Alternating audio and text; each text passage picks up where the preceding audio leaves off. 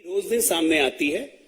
हमें बस ये चाहिए कि जनता इनकी बातों को सुने और समझे और देखे कि ये हिंदुस्तान को किस डायरेक्शन में ले जाना चाहते हैं।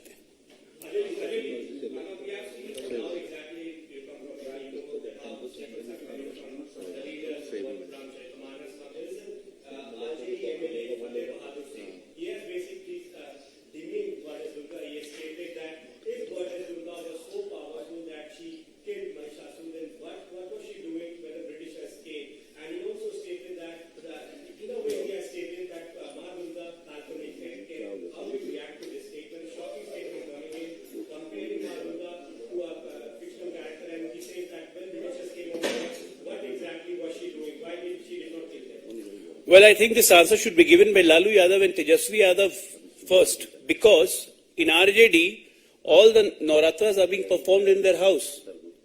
लालू यादव सबसे बड़े पुजारी बनते हैं ना, नवरात्रा की पूजा करते हैं, उनके एमएलए ऐसे बोल रहे हैं कि माँ दुर्गा फिक्शियस नहीं है। ये उनके माइंडसेट दिखाती है कि किस माइंडसेट के हैं वो।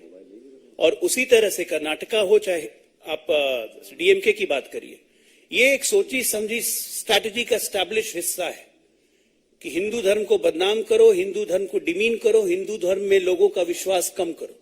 ये एक प्लान्ड ऑर्गेनाइज स्ट्रैटेजी है जो अगले 10 साल तक चलने वाली है। ये जानबूझ के ऐसा कर रहे हैं और इसमें इनका बस एक फायदा है कि हिंदू धर्म में लोगों की आस्था कमजोर करो, क्योंकि ये डर चुके हैं कि पिछले 10 वर्षों में जो एक हिंदू धर्म की सेंटिमेंट पूरे देश में फैली है, उससे इनको डर लगता है।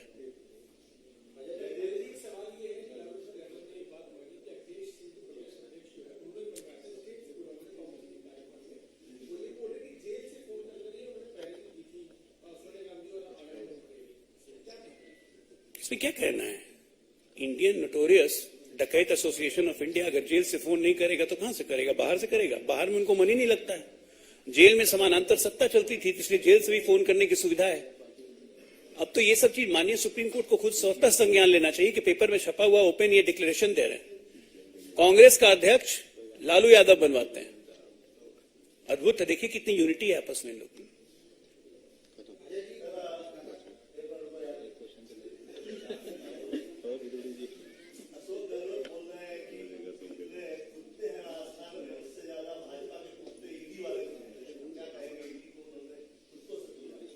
पता नहीं, मतलब लगता है थोड़ा गुस्से में आ गए होंगे। कल ही उनके पुत्र के कंपनी से 1.25 करोड़ की सीजर ईडी ने की है, तो थोड़ा दिक्कत हुआ होगा, इसलिए ऐसी भाषा बोल रहे हैं।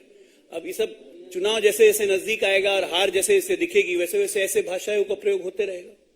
करने दीजिए, जनता तय करेगी इसका। ठीक,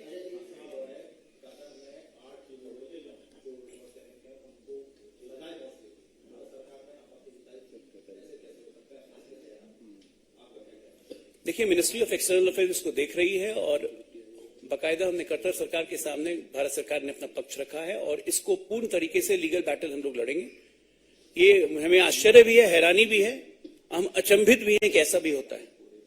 तो इंटरनेशनल कोर्ट ऑफ जस्टिस है, तो मुझे लगता है कि भारत सरकार अपना पक्ष रखेगी और निश्चित तौर पर हम लोग उनको छुड़ा के लाने में कामयाब रहेंगे।